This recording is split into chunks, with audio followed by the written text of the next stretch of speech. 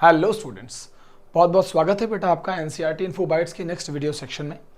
जिस वीडियो पर आज हम सबसे इंपॉर्टेंटली आपसे बात करना चाहते हैं वो C4 प्लांट्स के बारे में वीडियो है।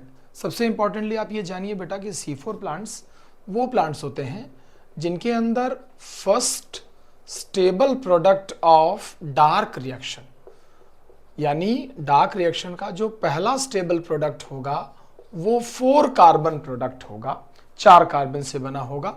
And this 4 carbon product is nothing but oxalo acetic acid.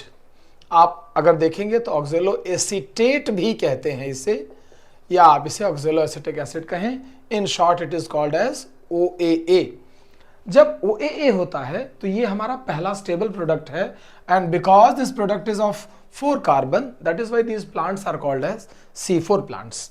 ठीक है, इन प्लांट्स के अंदर, C4 प्लांट्स के अंदर जो सबसे इंपॉर्टेंट पॉइंट है वो ये है कि प्राइमरी CO2 एक्सेप्टर कौन है।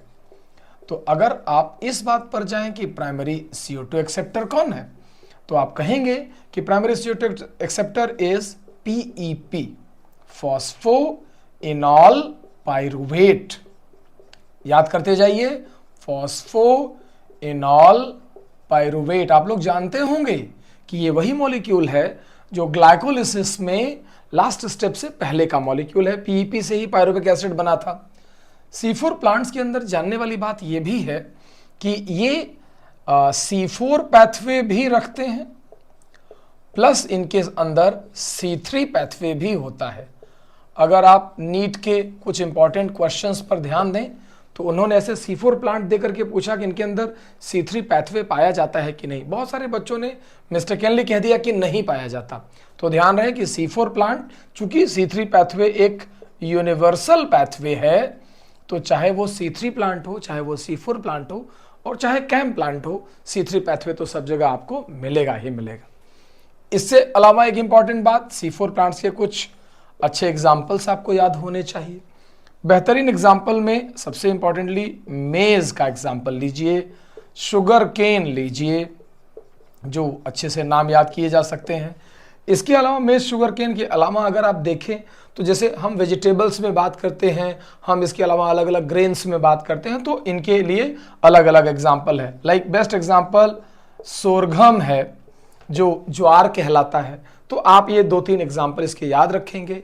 एक ट्रिप्लेक्स में भी पाया जाता है, तो आपका काम आसानी से हो जाएगा। अब मैं आपको ये पैथवे समझाना चाहता हूं कि ये काम कैसे करता है। तो सबसे पहले आप और हम ये समझेंगे कि जो C4 प्लांट्स होते हैं उनके अंदर एक स्पेशल टाइप की एनाटॉमी होती है बेटा, it is called as Kranz anatomy. और लीफ की इस एनाटॉमी में 2 तरह की सेल्स होती हैं, एक मेसोफिल सेल होती है और दूसरी बंडल शीथ सेल होती हैं। देखिए, एक मेसोफिल सेल होती हैं और एक बंडल शीथ सेल्स होती हैं, और ये दोनों सेल्स मिल करके अपना सारा काम करती हैं। मेसोफिल सेल में जहां C4 पैथवे रन करता है, वहीं बंडल शीथ सेल में इनका C3 पैथवे रन करता है, और इस तरीके से इनके अंदर अलग अलग पैथवे के लिए अलग अलग टाइप की सेल हैं। एक सवाल और भी आता है कि हाई प्रोडक्टिविटी होती है C4 प्लांट्स की, C4 प्लांट की प्रोडक्टिविटी ज्यादा होती है। तो अगर हम ये बात करते हैं कि क्यों ज्यादा प्रोडक्टिविटी होती है, व्हाट इज द रीजन, तो पता चलता है कि इसके मेनली 3 रीजन है। पहला, ऐसे प्लांट्स फोटो रेस्पिरेशन नहीं करते, यानी वेस्टफुल एक्टिविटीज चूंकि नहीं करते हैं तो इसलिए प्रोडक्टिविटी ज्यादा होती है। दूसरा, इनके अंदर CO2 एक्यूमुलेशन मैकेनिज्म पाई जाती है, और CO2 एक्यूमुलेशन मैकेनिज्म के कारण जो इनका एंजाइम रोबिस्को होता है वो अपनी फुल पोटेंशियल पे वर्क करता है। और तीसरा, क्लोरोप्लास्ट रिच होता है लीफ, क्लोरोप्लास्ट ज़्यादा पाया जाता है, इस वजह से भी प्रोडक्टिविटी ज़्यादा होती है। लगभग कितनी ज़्यादा? 2.5 times more than C3 plant. ये प्रोडक्टिविटी के बारे में बातचीत होती है। जब हम इसके जनरल पैथवे पर जाते हैं तो हम ये कहते हैं कि अगर आप इसके पूरे पैथवे को ध्यान से देखें तो मैं आपको एक आइडिया दे देता हूं कि हाउ इट लुक एक्चुअली। ठीक है, मैं इधर से इसको स्पेस थोड़ा सा ले लेता हूं। अब जरा आप देखिए कि ये पूरा C3 पैथवे दिखेगा कैसा। Let's have a look.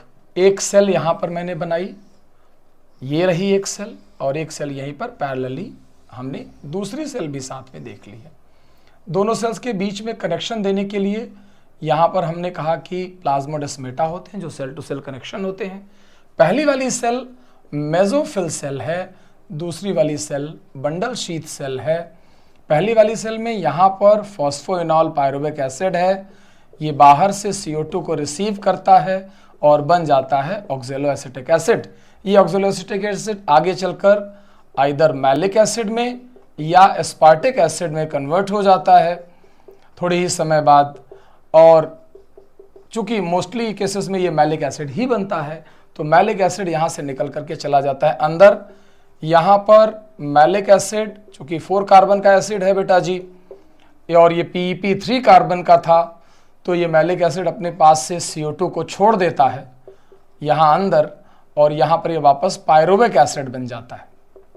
फिर अगेन ये 3 कार्बन का एसिड बन जाता है, ये वापस आ जाता है यहाँ बाहर, और ये जो पायरुवेक एसिड है आगे चल करके फिर से ATP खर्च करके फॉस्फोइनॉल पायरुवेक एसिड बन जाता है, और इस तरीके से ये प्रोसेस खत्म होती है। ये CO2 जो है वो आगे जा करके C3 पैथवे चलता रहता है। ये पूरा एक पैथवे है जिसे आप C3 पैथवे कह सकते हैं, और यहाँ से ग्लूकोज का फॉर्मेशन होता है, ये ग्लूकोज बनता है, और ये राउंड मैंने C3 साइकिल के तौर पर आपके लिए रख रखा है।